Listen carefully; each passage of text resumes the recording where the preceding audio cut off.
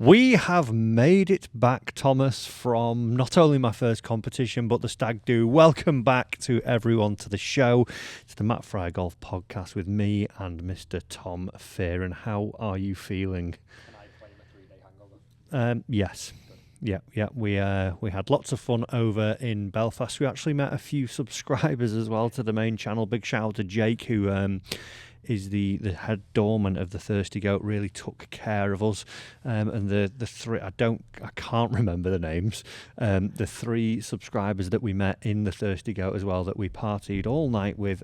You got a new head of hair? I got a new head of hair. Yeah, if you followed my Instagram, one of the chaps had a long sort of man bun thing, and he shaped it all over my head, and it was a very scary image. It was Something from the 80s. Yeah, rock band. Alice Cooper, but worse.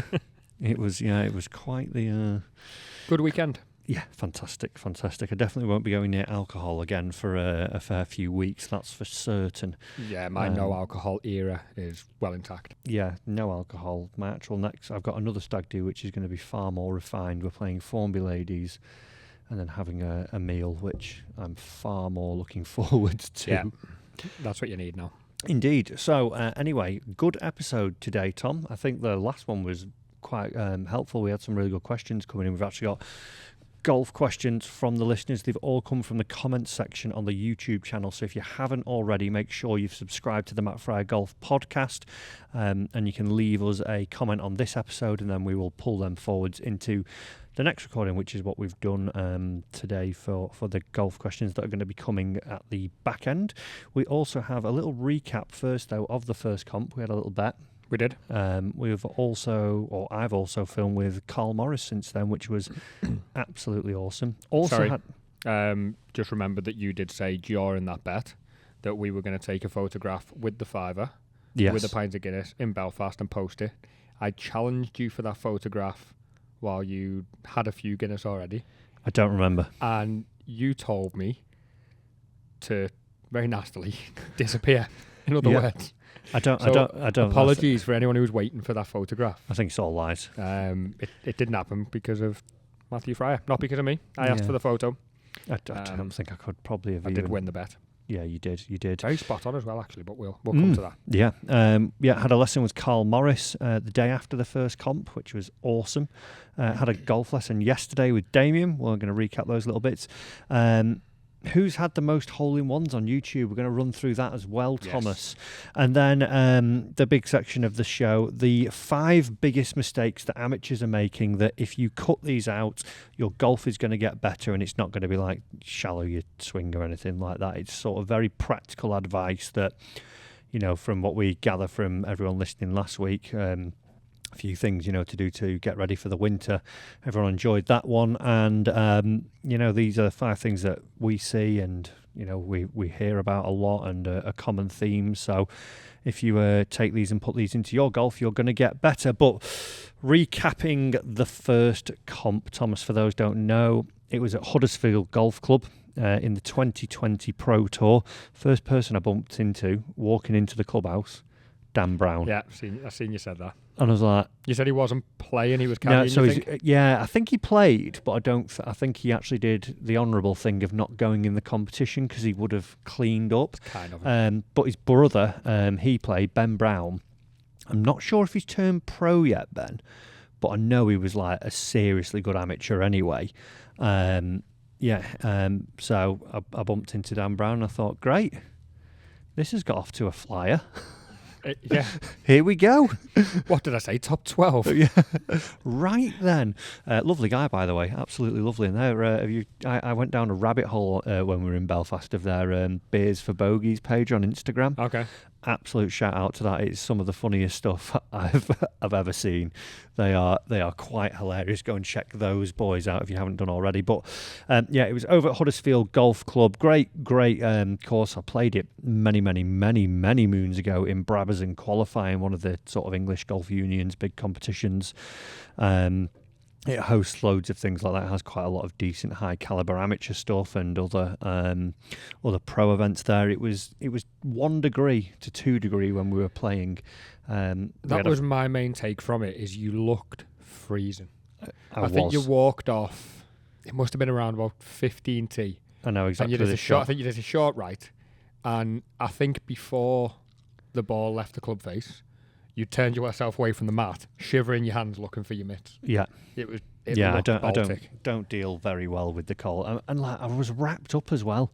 That's the annoying thing, and it's just one of those. Isn't it? We've had not so great weather over the past few weeks over here in England. Dry. Yeah, it was dry. We played golf, brisk, rather than being it's just been cold. Absolutely freezing, brisk wind. Started off like okay, to be fair. It was weird. We had a warm up hole because there was a temporary green on the first, which I was. I'd heard something when we were registering, but I was registering, speaking to someone else. Someone else had called my name. It's like, yeah. And then when we got to the tee, it was like, so one's a warm-up hole. And I was like, What do you mean? And I sort of lost the nervous excitement that I had. It was like, oh, right, so this doesn't count then.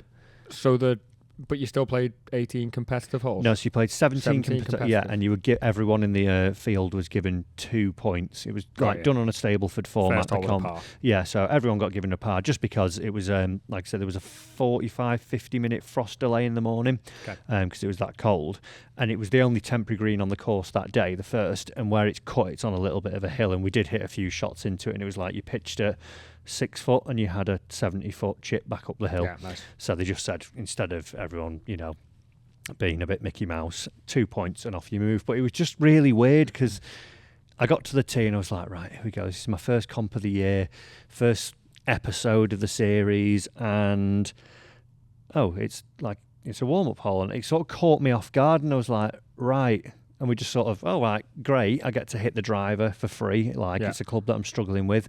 I get to have another go and hit an okay one down to the right. Had gap wedge in, but I was like, this is strange. Kind of took the shine off it a little bit. Yeah, it was just just weird. I've just never had that. But then, to be fair, when I did get to the second tee, the nerves again sort of did start to peak, but nowhere near as much as what they were walking from the putting green to the first tee. But overall, I'll get to the result in a second. I was quite happy. If you've not seen the video as well, make sure you go and check it out on the main channel. I hit a lot of great iron shots, like ones that if I hadn't had my lessons with Damien, I wouldn't have been able to hit. Driver actually wasn't too bad. It looked like from the video was clubbing slightly off. Do you think that's a temperature thing or a... Yeah, a little bit. A few just like struggling to get moving in the layers as much. Yeah. But overall, I knocked one out of bounds. I'd not played the course. Like I said, I think it was. What am I now? It will have been nearly 20 years ago I last played that golf course. Okay. So there was a hole, and Marcus, who was our playing partner, really good lad. I actually grew up playing a bit of Cheshire stuff with him and in the same sort of circle at the same time. He's a great player. I text Marcus. I said, I've got a bet with him. Yeah. Knock him OB on that hole, please. Yeah, there was one that we didn't know, dogleg right to left, and I hit it was a little bit of it was probably the only sort of pushy slice one that I would normally hit. It wasn't nowhere near as bad as what it would have been, 3-4 months ago. Seen it bounce, and I was like, oh great, it's just got into the semi, fine. Got down there out of bounds. I was like, oh right, okay. Yeah. So I lost 2 points on that hole, and then the other ones that I lost were just a little bit of. Just didn't quite hit a good enough iron shot, and then the chip was okay and just missed a few, 5 or 6 footers on winter greens. But overall, I walked away. Short game was brilliant. That was good. After the lesson with Shane, there was something especially early on. Off that sort of turf as well, a little bit wet. That's where normally your short game would just fall apart. Yeah, they'd be fat central. Yeah. They were fat or thin. Good. So confident. Throughout the whole round, I was really confident, and any time I got a chip, I was like, "Oh, great! I get to," and a bit like what Shane. Yes, I've missed a green. Yeah, but I was a bit like, "Great! I get to sort of do what Shane's shown us now, and I get to actually, like he said in the Jameson's video that we did, come on, show off, see what." And I was like, "Oh, I can do this now!" So I was really excited about hitting chips, but literally I made bogey down the second, and from there on out, literally was thinking about score all the way around. And I said to Marcus it must have been about the 16th or 17th, or maybe a little bit earlier. I was like, "Are you not counting your strokes now? Do you not know what?" He was like, No, don't. I think I'm round about one under. I'm not. And I knew at that point he was like 3. He's like, I think I'm maybe 1 under, maybe level actually. And I was like, how can you be 3 under? He's just playing golf shot, isn't he, at that point? That's it. He was just like, well, I've just played Challenge Tour, Alps Tour repeatedly for the last 4 or 5 years, county golf, and it's not about score, it's just about the shots. Yeah. So it was quite interesting because that flowed then on into the the next day. The best way anyone ever put it with me is you hit your ball, you find it a lot of times, and you just count your scorecard at the end. Yeah. As simple as that. Yeah. But instead we walk around thinking par 4, par 5, par 3, the scorecard's telling you what you should do. Yeah. As opposed to you just playing the golf shot ahead of you. Just to circle back around, Ben Brown had 42 points. He did. Come third. Yeah. How did you know that? Yeah. I went and searched when you mentioned him. Yeah. It's good knock. 10 under one, which is just like he must have holed out 17 times. But you're looking at those scores and the fact that 2 points were given. Yeah. That means 617 holes. Yeah. And 10 under and 17 holes. Yeah. Which is just incredible. Phenomenal. But what I will say about this tournament as well, Ben Brown, like I said, I think he's is he amateur? He's amateur. Yeah, so he's off like +4. Yeah. Is it Nick Marsh who was below him or something? Nick Marsh Pro. Yeah, he's Challenge Tour player. Yeah. The level is so good. Well, we mentioned in the last podcast Chris Hansen as well. Yeah, Chris so Hansen's I was like, I wasn't expecting to win it, but what did I actually end up with? 31 points or something? You had... I shot 31. Yeah. Sorry for the delay, I was scrolling. Yeah, I shot 5 over. I'm a nasty man, aren't I finished tied 30th. Yeah. On 31 points, which, like I say, I wasn't too... There was a couple of holes where if I'd sort of known the course, I would have played slightly different. But overall, I wasn't... All I would say from watching it is you just looked almost slightly out of course touch. Simple as that. Yeah. Out of competitive touch. If a lot of these boys are, like you say, playing, they haven't done what we do in the winter and kind of gone and knocked it round now and again. I know you've been away to do some videos a few times, but they've got a scorecard in the hand in a different country in November, December, probably in Portugal in January. Yeah. And then they turn up here and do it again. Yeah, I had a scorecard last time at Hurlston Hall in September. Was that the rain? That I played 5 holes. Off? Yeah. So yeah, out of course practices is 23 holes of competition golf since it's a lot. Since September. Yeah, that'll but you know what, no, you looked a little bit out of touch with golf course. A couple of decisions, maybe a couple of clubs, the odd mistake not knowing the course. And I think you were probably quite fair with 3 over with your guess. I threw the 5 over there just with an idea that I thought you would have stumbled a couple of times. Yeah. With not really silly mistakes, just with not knowing certain things and being out of touch. Yeah, definitely. I thought of, like I say, I felt like coming away from it, I was like, do you know what? That was actually pretty decent considering I thought about my score all the way around. I lost 2 points on a hole I didn't know. I actually hit it fairly decent, got a lot of balls started where I wanted to, and I chipped it great. I literally held, I think, 1 putt from 7 foot, and that was it. So overall, I was quite pleased, and I think it's a good number to build upon.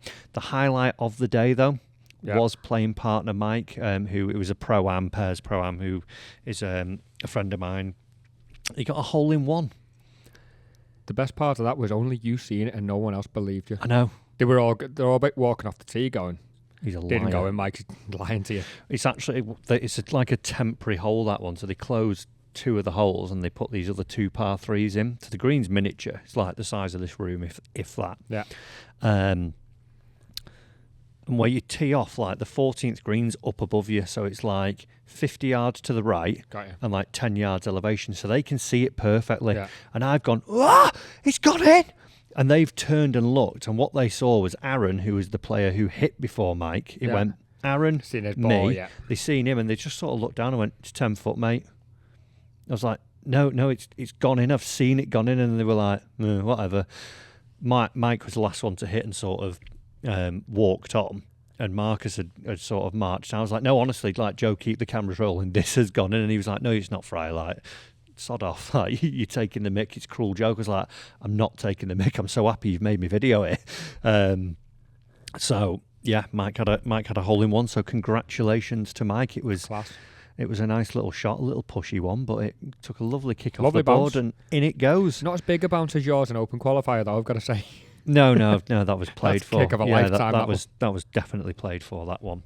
But from there on out, the day after I went to see Carl Morris. For those who don't know, Carl's one of the leading sports psychologists in golf, works with the likes of Louis Oosthuizen, Lee Westwood, Graham McDowell, I think he's worked with like 7 major champions, Darren Clarke, and we had a lesson with him. So went to Formby Ladies, had a lesson. It was really, really interesting. He sort of let me go and play my game for the first 3 holes. Yeah.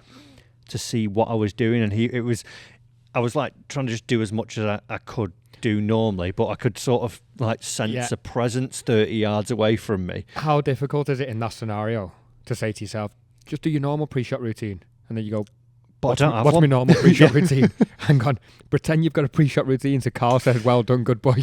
Well, that was it, and it was like, I think one of the things after like 2 holes, he was like, he's not done the same thing once yet. Like, I get it all the time in lessons. Obviously, we're not talking psychology, but we're talking someone coming in to hit balls, and they go, but I don't do this when I practice myself.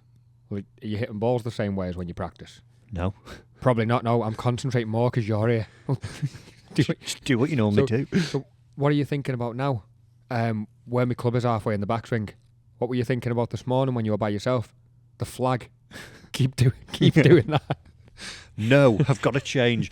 But yeah, so we did that, and difficult. He hawked us down for 3 holes, and I hit some all right shots, but I hit some dreadful ones, more out of like being nervous of him being there.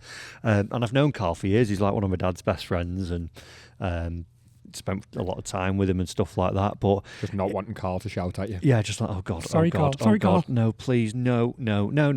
Then we got into sort of, he stepped in then on the 4th tee, and we played 4 more holes. I think it was 4, 5, 6, 7. We played 5 more holes, and there was 2 things that he really wanted to like drill into me.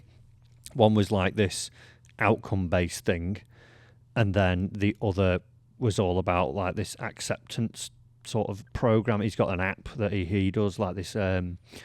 It's a bit like, I would imagine, a gym app or anything like that. You know, you would do some training. There's courses on there, and I was like, what do you mean you've got a course for like psychology for golf? Like, like no one practices it, does it? And I've actually been on it since, and it's like it just opens your mind. And honestly, we played the first hole, and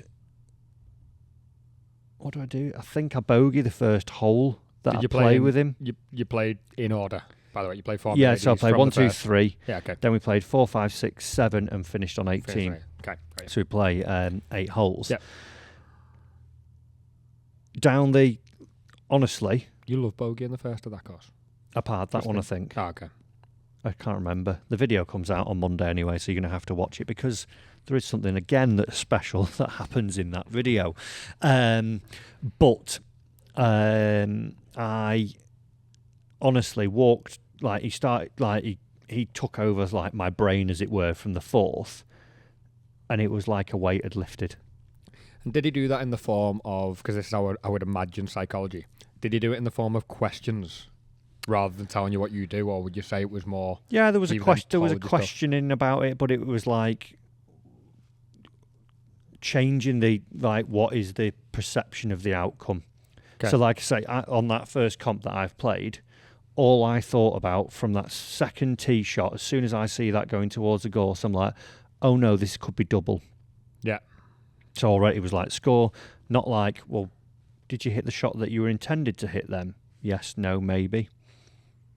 Oh no, you're going to make bogey. Right, what did you make down the third? Right, bogey. Okay, try and make birdie here, not like, what's the shot you want to try and hit here? So he does this. There's a system that he uses, 1, 2, 3.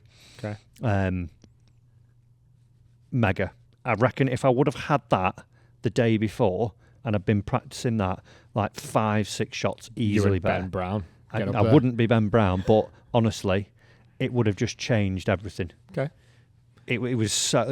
It was incredible, because I thought I've had a couple of lessons with him years ago, and it's like, why'd you get angry? Because I do.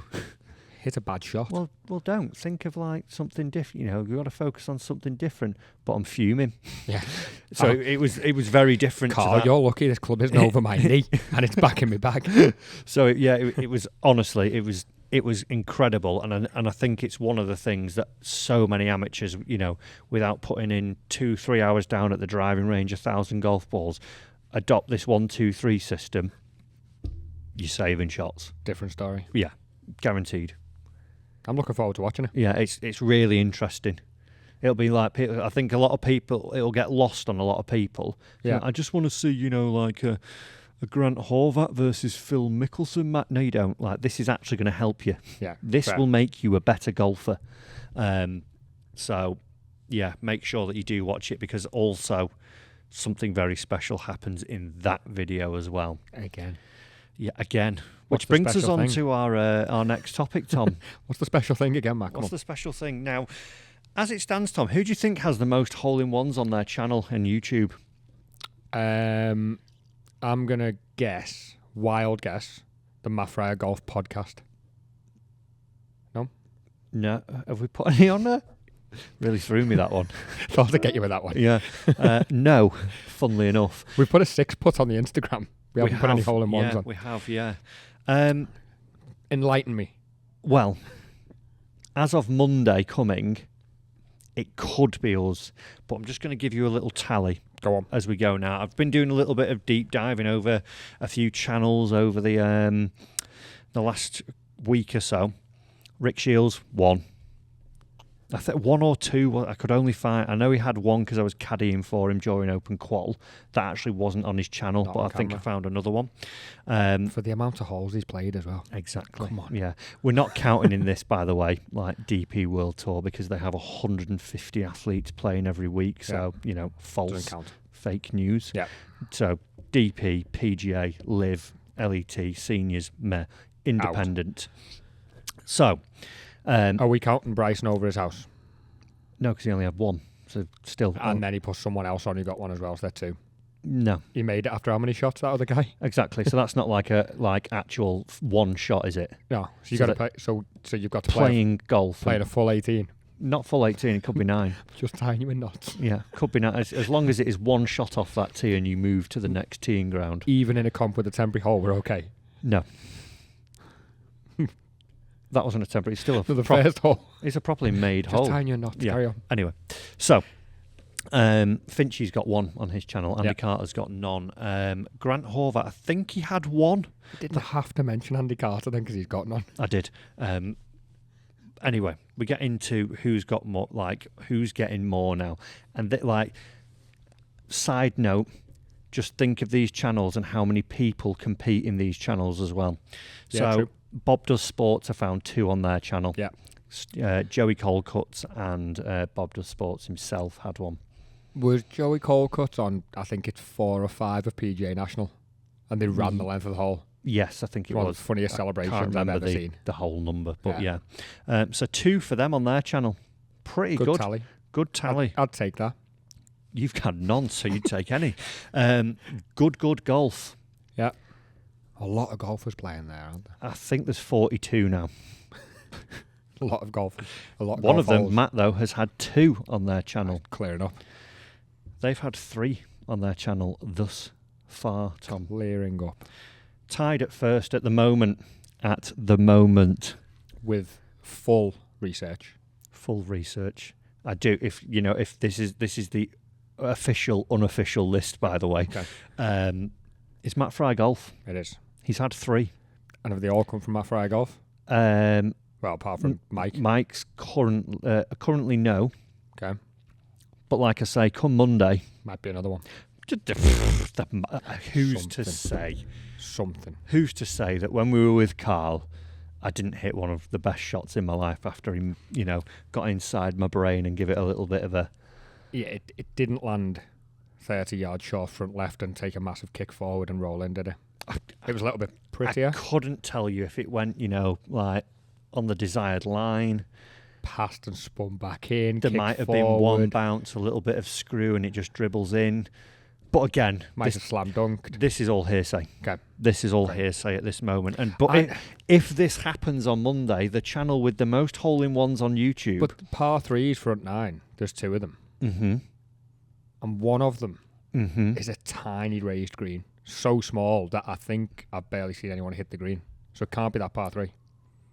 Well, again, you'll have to watch, but I'll just put it this way. I've made more 2s on that hole than I've made bogeys. Now... I can maybe add another something else to it. Maybe. But when that happens, maybe, Matt Fryer Golf will be the channel with the most hole-in-ones on it on YouTube. Open qualifying, Lacala slam dunk, which someone actually said was a fake or a bird flying by. Incredible. Like, just go and give your head a wobble. We've had Mike's. Yep. And then we've had potentially another one. Do you know what's funny as well, though? We've had no Zoom cam on any of them, Joe pointed out the other day. Well, how weird's that? Joe called in sick. Joe needs to start zooming. Yeah, Joe called in sick, so we had to get Josh to do step in. And he was like, I'm only using the A7. I'm not new. No, something else I did notice is there was one slam dunk in the whole on the whole channel. Yeah. Yeah. Until I arrived and we started in the podcast. Yeah. So I think I am the good omen of the channel of hole-in-ones. I haven't had any hole-in-ones myself. No. I've got to try and claim something. Yeah. I've currently had 3 people have a hole-in-one directly after a lesson, so I'm claiming 0.5 hole-in-ones per person. Yeah. Okay, so I'm on 1.5. Yeah. More than Carter. Yeah. and then I'm getting from the 3, maybe 3 new ones on the channel. I'm going to have 0.25.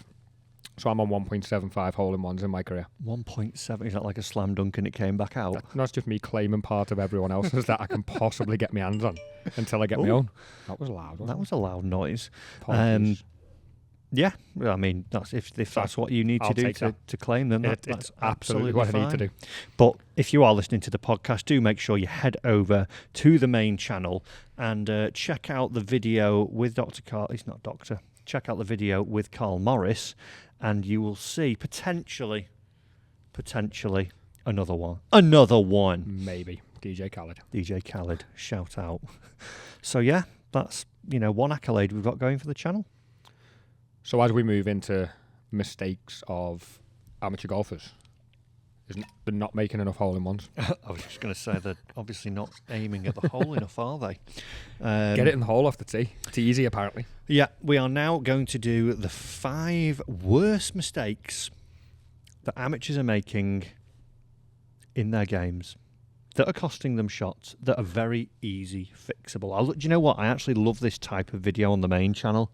We've done, I can't remember how many of them over the years, and they always do well.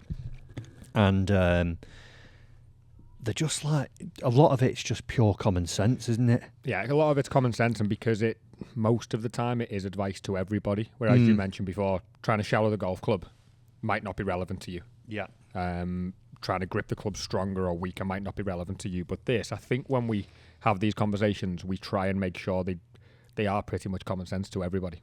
Yeah. Yeah. So we've got 5. We've got 5. I'm going to let you go first. Me start? Yeah. Okay. My one is the no stickability with swing thoughts or your plan. No stickability. So you just don't stick to what you intended to do. And we might say, I've been working on the driving range, or I've been practicing, and I've been working on this swing thought or this feeling. And then we try and take it out on the course this time of year. Doesn't work for the first couple of holes. And we're trying to go back to the drawing board. We're going again, and all of a sudden we're on the 9th hole, and we've not thought the same thing twice. I just did that with my driver all the way around Huddersfield. There you go. And the past 25 rounds. But if we let's take you into account here. You're one of the amateurs we can help. Yeah. So you come out of your couple of lessons with Damien, and you've now said you're just now setting up with an intent and a plan over your golf shot with your irons specifically. So you were for Huddersfield, and for the video, hopefully everyone's watched or is now watching. The setup plan was the same. Yeah. The intention of the golf shot was the same, changing conditions or whatever, lie angles. But you had that plan every time. And when you miss one shot, I didn't go. You didn't then break it down. It's not working because you're going to go and try and do something else. Yeah, 100%.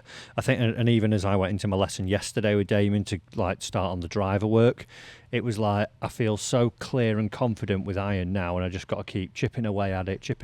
And obviously, as you just said there, the intention will change because of what shot you need to try and hit, but maybe because of lie, pin location, trouble overhanging. But ultimately, it's like, right, I know my setup needs to be a little bit more this way.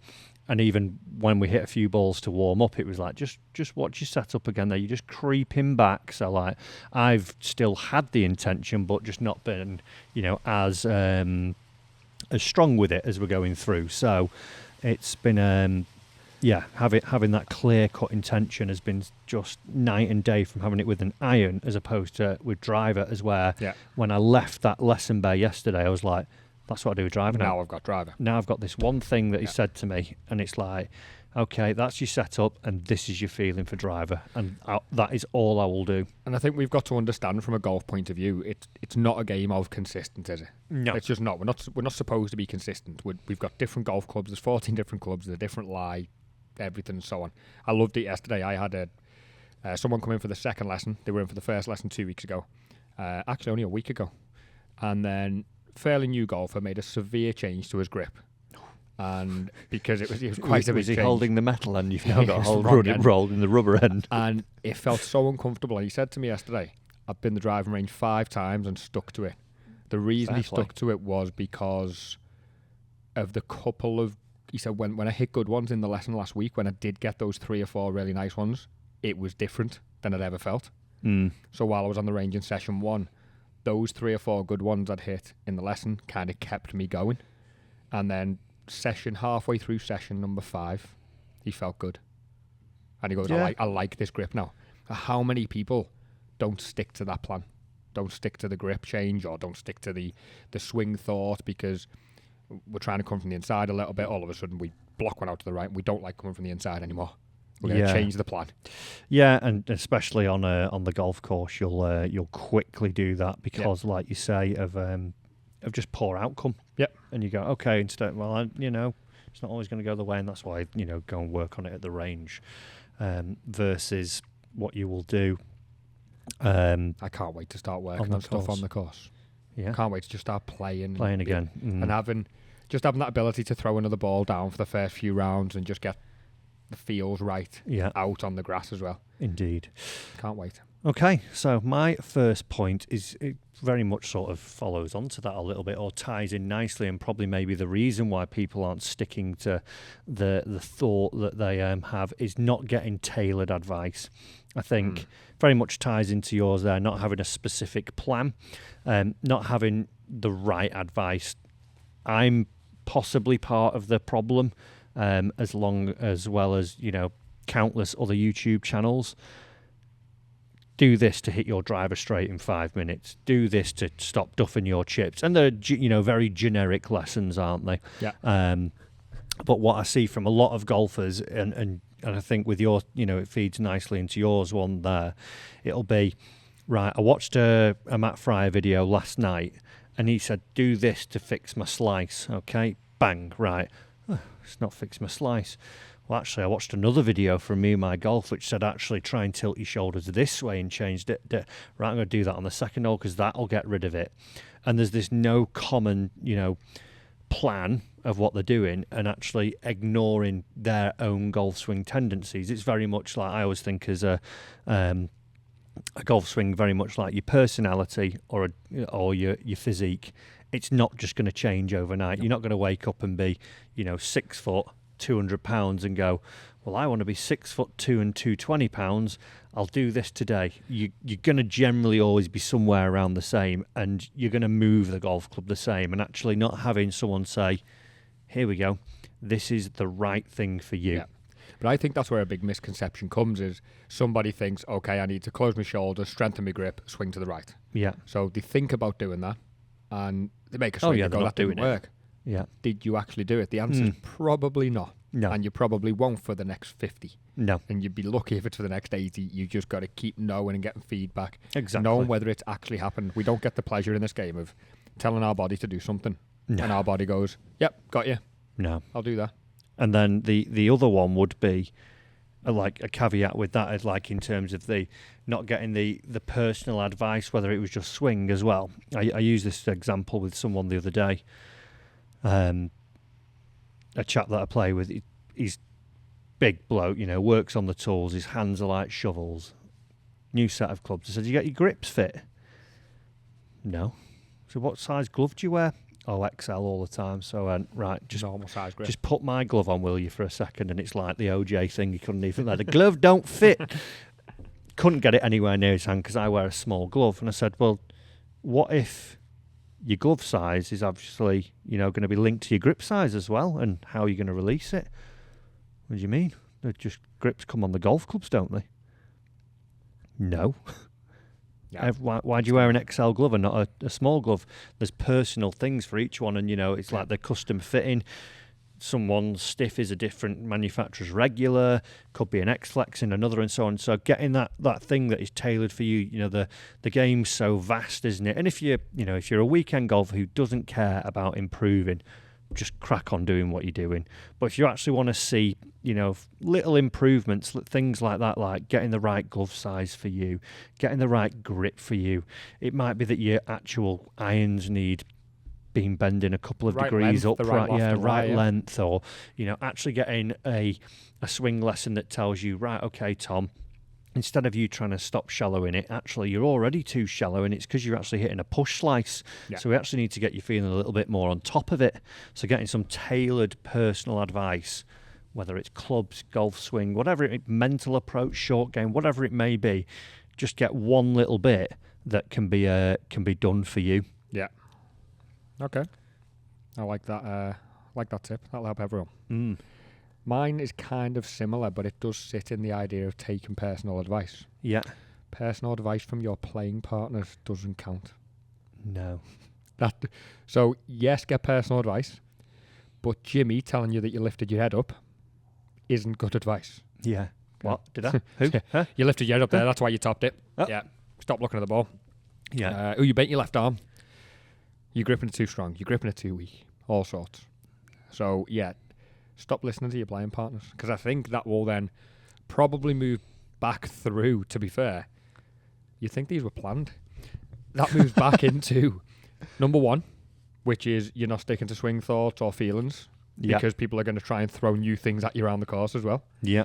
You've then got, you think you're getting personal advice because you're golfers, and the reality is your playing partners are trying to help you out. Yeah. They want to see you play better golf. Everyone wants to see their mate play better golf. They want to get round the course in faster than 5.5 hours, and they're trying to do you a favour. Yeah. They're just not doing you a service. Yeah. It will crowd your brain. Yeah. I agree with that. Yeah. Don't listen. The amount. How many times do you know when you're playing something, and it's like, oh, what do you do? Oh, I'm a PGA pro. Or, I've given more lessons than you've had hot dinners. All right. Okay. What do you play for? Oh, I'm a 15. This is Pete, he's off 12. Pete hits a slice. What you did there, right, mate? Let me just get him out of the way. And you think, oh, crikey. And you just sit there thinking, oh, please do not whatever he just do not do that, because it isn't going to help. But what's your general thought when you're out playing, let's say playing a casual knock, and you're out with a few mates? Do you throw advice out there, or do you just sit back, say nothing? What do you think's the right thing to do? It depends if we're playing for money or not. I'll give them all the advice that they don't want if we're playing for money. Yeah, and if we're not, I'll just sit back and say, my diary's free next week. All of a sudden you're there, you're John, you lifted your head. No, I generally sort of say, like, if you want any help, just ask me. I'm not gonna. Yeah. I'll leave you to it, because I want to actually enjoy my game. I want to crack on with that. I've had one person, he'll remain nameless, who literally we've played like we have a society day, and you go on it. And I see the draw sheet, and I think, oh, no.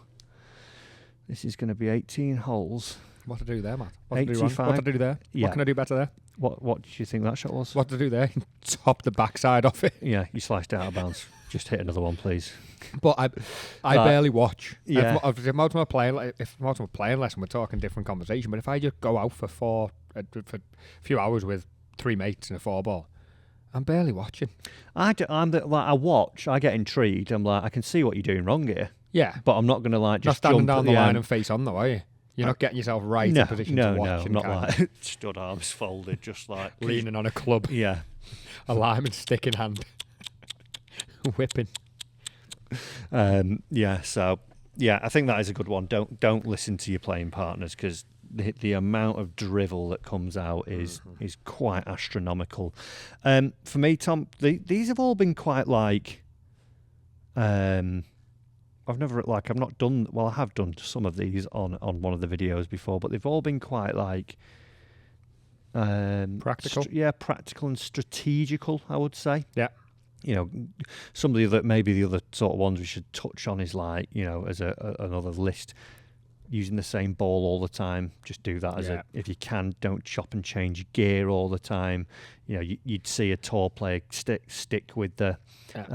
Don't buy a new club to fix a problem. Spoke to a new golfer about that today, actually, in lessons this morning, and he said, "Oh, by the way, just ball wise, are these hard or soft? What are we using on the range?" And then he said, "Because I just use whatever. I've got a load of those Nike Lake balls." Oh. And I said, "Well, just take this range basket. You'll be better off with." I said, "Let's change it. Let's start moving into something good. It doesn't have to be expensive." But his question, and understandably, he said, "Is it going to make much of a difference to me?" Because he's only just started making contact with the ball. He's brand new golfer, 3 lessons in, starting to make good contact. It's not going to, but if you get used to one ball. But I think from a point of view, one thing I did say to him is when you're chipping and pitching and putting, you will. Yeah. You mightn't hit a driver and hitting a full iron, but it's definitely worth it. Yeah. I would always go down that consistency route. Yeah, not buying a club for a problem, actually go and work on your swing. But my next one is not playing to your strengths. Okay. So and not tracking those as well. So in the day and age that we live, I think the Connects little tags that you can get from ShotScope, the 99 quid, you can use them with your phone. You don't need the watch or anything like that. For 99 quid to figure out, if you're not going to go and spend money on lessons all the time, at least know what you're doing on the golf course and see your trends, because the amount of shots that I see hit from players that are like, well, this is the shot you should hit, isn't it? And it's like, yeah, but you can't hit that shot. You don't hit it. You don't do it very often. Why would you even attempt that tough flop shot over the bunker to a tight left pin when you can actually just chip it right, 2-putt, and the likelihood of you getting up and down anyway was 10%. Or draw it into this left pin. Yeah. Good luck, Matt. I haven't seen you draw with a pen and paper. You can't draw a ball round a bunker. Just hit it to the middle of the green. Slice my driver for the last 42 rounds, but I'm going to aim down the right where the water is and just bring it back off the water. You've got to know your game, haven't you? Yeah, exactly. Yeah, just sort of knowing your tendencies and actually figuring them out and letting them actually sort of mould how you would play that golf hole. I think that there was a great video. I don't know where it was from, but I'm pretty certain it was Alex Noren on it. And they were saying, well, what do you do on a synonymous fader? Everything's chop across it, just hit as much fade as you can, draw it. No, I'll hit a 4-yard fade. That's my draw. Yeah. And they were like, well, what do you do when it's a right to leg dog left? And he's like, well, I'll play down to the right corner as far as I can. Yardage it back right corner, isn't it? Yeah, to then go up to the left. And they were like, well, would you not try and draw it up here? No. That's Why? Not what I do. Because it's not what I do. Yeah. But the amount of players, 18 above handicap, well, this one requires that, or I've got to hit it over this long pin. You think, just please play to the Fatley Green. Yeah. If you start doing that, I think you're going to be a lot better golfer without even improving. Mm-hmm. You can actually just go, I can do this one. I can hit that shot. We see people all the time at golf clubs they don't hit a great golf ball. They don't strike a great golf ball, but they know how to get the thing around a golf course and in the hole. Yeah. And usually they're 65 plus age bracket, and they know what they do. Round. Yeah, they know the limits, and I'll just fudge it down there, onto there, tap, and they old man Pat on Liam's channel. Yeah, and we see some really great golf swings doing the complete opposite. Yeah, trying to hit the perfect shot all the time. Yeah. Right, so what was your first point? So we've got not sticking to either a swing change or a swing thought or something consistent. Yeah, not getting personal advice. Yeah. Not listening to your playing partners. Yep. Not understanding the trends of your game and trying to do what the shot requires instead of what you can do. And the fifth and final shared point, Thomas. Yep. What is it? Is take those stats, take those trends, throw them in the bin, look at them, and then when it says you're really good at driving, leave it at that. And when it tells you you're bad at putting, go and practice your putting.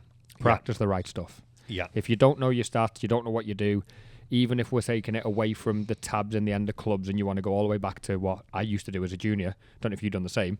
I had 2 scorecards with me where one was sort of fairways, greens, up and downs, putts. Yeah. Even if you just go back to that because you don't want to invest in something. Yeah. Know what you're doing well, know what you're not doing well, and then direct your practice towards it. Yeah. Or your lessons towards it. Don't walk in and tell your coach that you're really good at the 6-footers. Yeah. You haven't made one since 2001. 01. Yeah, I think that, and even if you like, it's interesting. The videos that don't really do well on tips, like, are putting ones. Yep, all the time. Because it's a little bit boring. Very. But it's not as boring, when you sign in for 75 instead of not breaking 80 again, is it? Yeah. And that, those rounds when you see, PGA Tour on the telly, DP, LET, whatever it is. Oh, this is a real momentum putt now. If they get this in the hole from 6 foot, this is going to, really kickstart the round and keep them going. They miss it, they don't go on to have a great round. They hole it, all of a sudden you feel confident. So I definitely think if you could spend more time grafting on those hard putts, and do you know what's over here as well now, which I think is very much an American thing? Gimmies. Gimmies, yeah. Like if you're playing with your mates, pick it up. Yeah, pick it. Oh, you'd never miss that, Steve. That's in the length of the putter. And yeah, Steve's got a chin putter.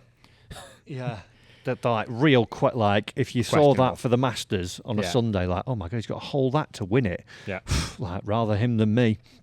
So if you can start practicing those ones, and practicing the things that you're not great at, you're going to be a lot better golfer overall, aren't you? Yeah. As a first challenge, just from getting an understanding on these things, people should go and watch your Huddersfield round. Yeah.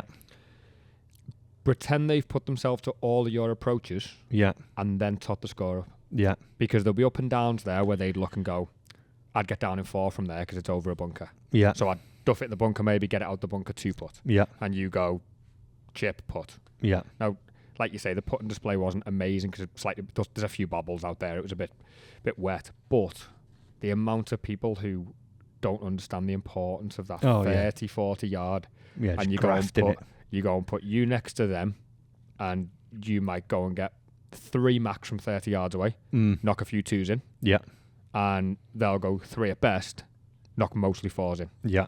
Thin it over the green, or not hold that clutch putt. Yeah, definitely. That's where it is won and lost. So 5 things there that you can do. Get some regular thoughts and stick to them. If you're making a change, stick with it.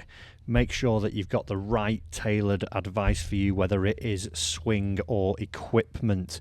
Make sure you are not listening to your playing partners when you are doing this. Make sure that you see the trends in your game and you actually play to your strengths. Don't play to what you think the shot should be. Play to what you can do.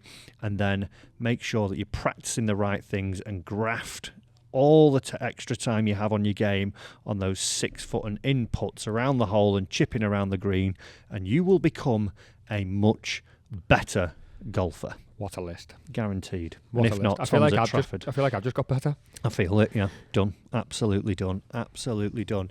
Right then, Tom, we are going to move on to some questions to finish us off this week. If you haven't already, though, do make sure you follow us over on the YouTube channel, the Matt Fryer Golf Podcast. Go and subscribe. Bang a comment into the comment section of this week's episode. Also, if you haven't done so already, leave us a comment review on the podcast, whether you listen to Spotify, Apple, whatever it may be. Follow us on there, leave us a like, share it around with your friends, maybe share it with someone who needs that 5 list, and go and follow us on the Instagram, Tom, where they will find us at the Matt Fryer Golf Podcast.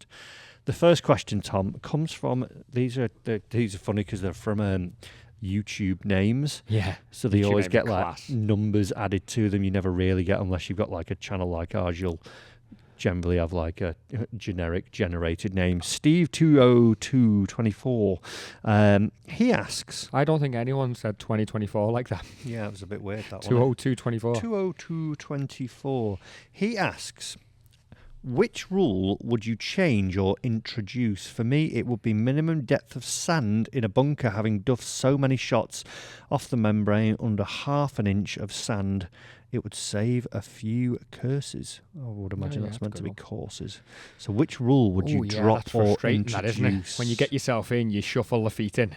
You don't feel the membrane of the bunker, and then where your ball is, just go dump blade. Could you imagine, though, the busybodies at golf clubs going round with their little stick. Little alignment stick in, coming back I'd like to just tell you that the 6th bunker has less than the regulatory amount of sand, and when measuring the 13th, I found it was very close to it also. I have nothing better to do. Thank you. I'll be out measuring again tomorrow. I expect it changed.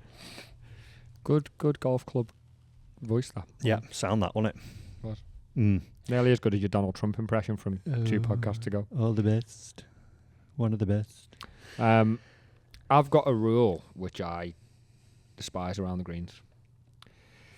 It is... Oh, well, you can't touch... It's when you can't fix a pitch mark or a divot. On your line. On your line. Because, well, tough, you have the ability to chip over it. Yes, Dave, but I wanted to bump and run an 8-iron. And I've been told to take the safe option by my coach because that's what I'm good at, and I'm not very good with the sand wedge. Get me putter out, yeah. And I can't put over the divot or the pitch mark. It's right in the landing spot of my 8-iron bump and run, and now you're making me put a sand wedge in my hand, which I'm not going to do. And then you're going to put pace of play stopwatches on me as well, so I can't get it in the hole with a sand wedge. So nervous. It's so strange. So if your ball makes it, a foot, yeah. If it's a foot further on the green, you then. But if it's on the green, fix what you want. Stamp it down.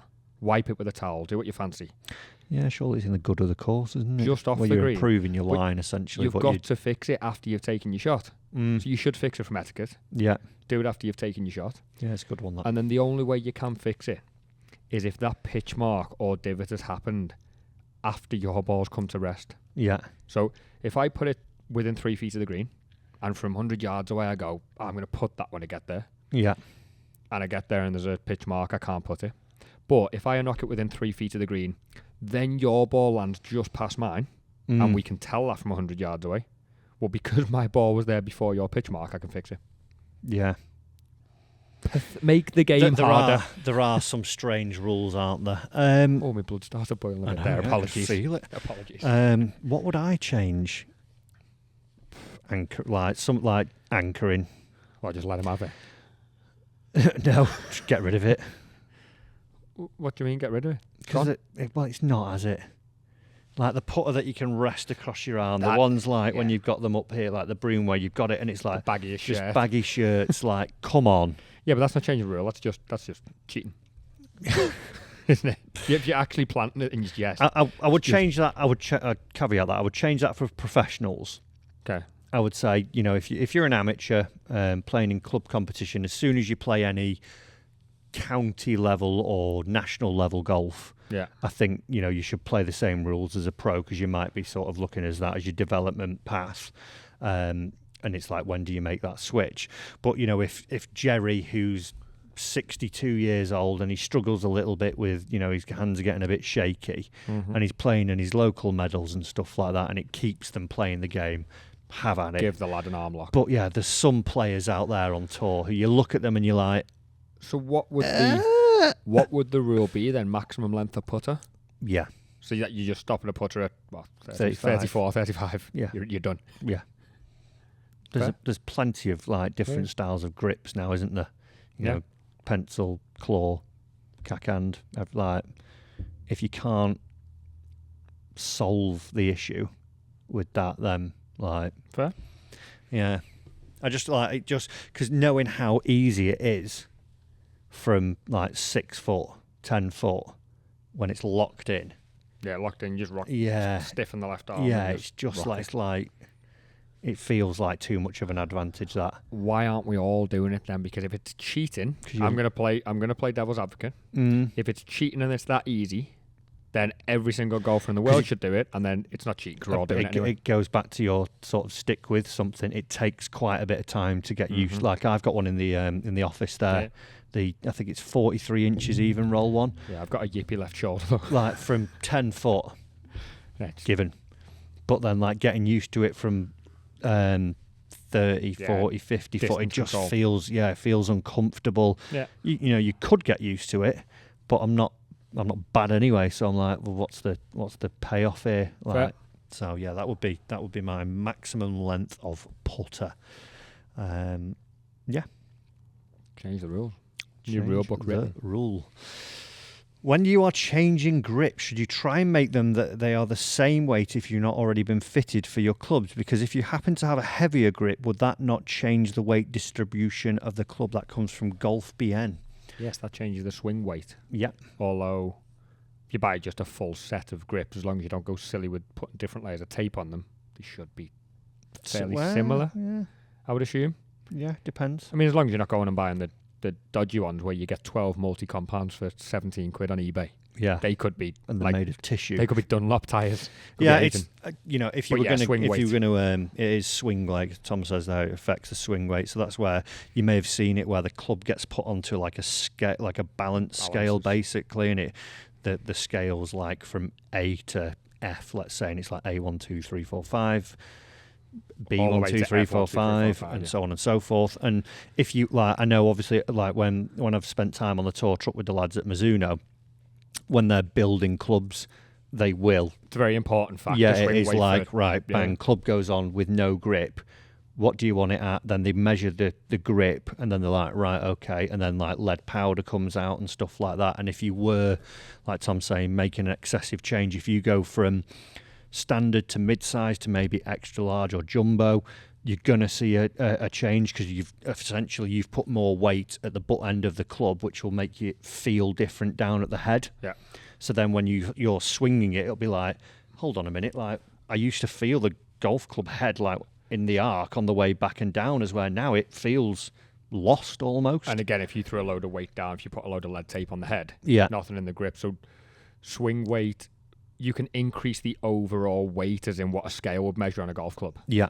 But depending on where you put that weight, it can actually lower the swing weight. It's not the same as... Yeah, it's balance points, isn't it?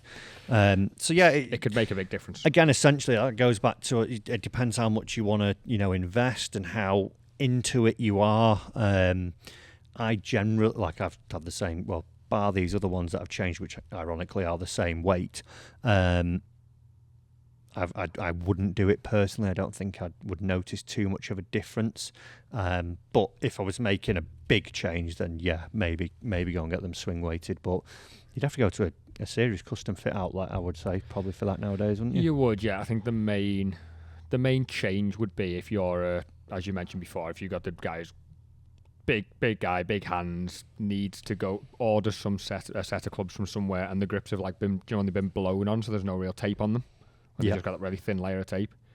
And then they turn into, I don't know, a +4 or a jumbo grip with layers of tape under. All of a sudden, them clubs could feel completely different. But it would have to be that dramatic, wouldn't it? Yeah, I've got Bryson's grips in there on a 3-wood shaft. Mm-hmm. It feels like you're swinging a feather. Yeah. It feels so, like, the actual feeling of holding the thing feels alien. But then, like, what it can... compares to when you swap the shaft for the same shaft with a normal grip on, you're like, whoa, what's going on here? Yeah, the weight in your hand, isn't it? Yeah, it's interesting. Yeah, good question, that one. I like that. Final question, Tom, for the week. Hey, Matt, are you still partnered with ShotScope? We'll be interested to see how you would use the wearables and hardware out on the course, analyse the data and plan for improvements moving forwards. That's from Selsbeard 1212. Do you think his surname is Sells, or do you think he sells beards? I think he sells beards to 12 people 12 times a day. Fair. Yeah. Yeah. That could also be someone who I teach who lives in Wisconsin because his surname Sells, but he used to have a different YouTube name. Right. Was that because he got thrown off for selling beards? Possibly. Yeah. Okay. Yes, I am still partnered with ShotScope, the great partner of the channel, and we do, lots of stuff with them. how would be interested to see how you would use the wearables and hardware out on the course and analyze the data. We've done essentially that with a lot of the In the Red and the My First Win strategy now, or the My First Win series. We basically, once you've got the little tag in the end of your golf club, syncs to your watch, so every shot you hit, it knows what club you've hit, where it was hit from, how far it's gone, so on and so forth. So then that goes into the app, you process that at the end of the round, and it gives you all your data. I've actually, I would have never thought I'd be a strokes gained person, but more... Yeah, I like it. Yeah, through the app, they make it so simple to use. And the great thing with it is it does a lot of benchmarking, so I either do scratch or tour player, and you can see where you are relevant to those, so you can say, right, okay, and it just sort of says, it just shows you it's glaringly obvious which parts of your game need to be worked on from it. But if you're an 18 handicapper and you want to aim to be the 12, you can change the strokes gained to a 12 handicapper, can't you? Yeah, and so they do it's all done up in fives basically, so 0 all the way up to, I think it goes to 25 handicap. And it would just take your data and say, well, actually the average of all the 25 handicappers who are using ShotScope and other data we've collected, they are, let's say, fairways in regulation, they hit 33, and you go, well, you hit 15, you go, right. And then it might be, chipping, actually, they actually only, chip it to a proximity of 15 feet. You actually chip it to a proximity of 10. So keep doing what you're doing. Keep doing what you're doing. You can always obviously improve what you're doing. But there's lots of ways you can do it, and there's lots of tailored things you can do on there. And I think like we said, with those 5 points earlier on, it's getting the relevant information for you, isn't it? And what we've seen, and we've actually got a video going out. In fact, the Carl Morris video is going to be it might be Monday. It either be Monday. We've got one going out anyway next week that is based from some ShotScope data. Yeah. We see my driving, I think, year on year has got progressively worse. Getting old? Well, I've just not done anything about it. It's fairways in regulation. Yeah, okay. I'm not and that's where strokes gain comes in a little bit better, because some of them are actually just in the missing a fairway by a yard, doesn't it? Yeah, just in the semi rough. But you go through and go, well, actually, there's a decline here in performance, so we've got to tailor that as we're going through it. Just on a user point of view, for anything that uses to collect stats, whether it's ShotScope, whether it's Arcos, one of the others, the big mistake I see people coming in for lessons is they don't position the flag on the green. It needs a little bit of... it's called sign off on there around, so you just literally go in and position the flag, and some of them could make you think you've hit it to 2 foot, exactly, when it was 50 foot. I think that's where I get a lot of people skewed. I'll look at their round we'll sit there, start of the lesson, quick overview of the round, and it might say they've knocked everything really close, but the flag's in the middle of every green automatically. Yeah. So you've got to be careful, because it might tell you you've been really bad at putting, because it thinks you've missed every 2 foot. 2 putted from every 2 footer, and you've knocked every wedge to 2 feet. Yeah. So you need the right data, otherwise it's a waste of time. I think, on average, when I sign off a round for In the Red or any comp rounds we're doing, I would say 10 minutes tops. Oh, it doesn't take long. On my phone or on the desktop, 10 minutes, and you've got perfectly accurate data. Yeah, but you've got to just do that 10 minutes. It's not much for what you get. You just got to do a little bit of information. Yeah, to be fair, with the shots, some of the good ones is when you hit the putts, it knows where you're putting to, so that it sees your last putt, and it goes. Yeah, so it's it's in the round about the right area. It's just literally move Unless it. Unless you're playing the 6 foot gimmies, which we told people not to. Exactly. Yeah. So you scoop the ball up. Yeah, there's lots of interesting ways, and I would, if it's not ShotScope that you're using, I do think they're the best. For me, simplicity is key in these sort of areas, because a lot of people get terrified looking at stats, and they make it so easy. They make something complex seem so simple, which is great. But if you can collect some and just sort of pinpoint your data, pinpoint your performance, you're then on in the right direction. Right, Tom, that is us for another episode, guys. Thank you. Can I have my £5 for getting the score right, please? Yeah, I gave it to you in a bar in Belfast. And it was €5. Good one. Yeah. €5 in Belfast. I hope not. It was. It was. make sure, if you haven't already, you're following us, you're subscribing, you leave us some comments in the YouTube one. If you haven't got YouTube's, if you're not following the YouTube podcast anyway, just fire them over on the Instagram. If you don't fire them over on the Instagram, info@mattfryergolf.co.uk. If you don't do that, Pigeon. Yeah, Pigeon. We've got actually, they've been very, very quiet up there today. It's quite impressive. But yeah, do that. They're out collecting the comments. Yeah, there we go. Thanks for listening. We'll see you very, very soon.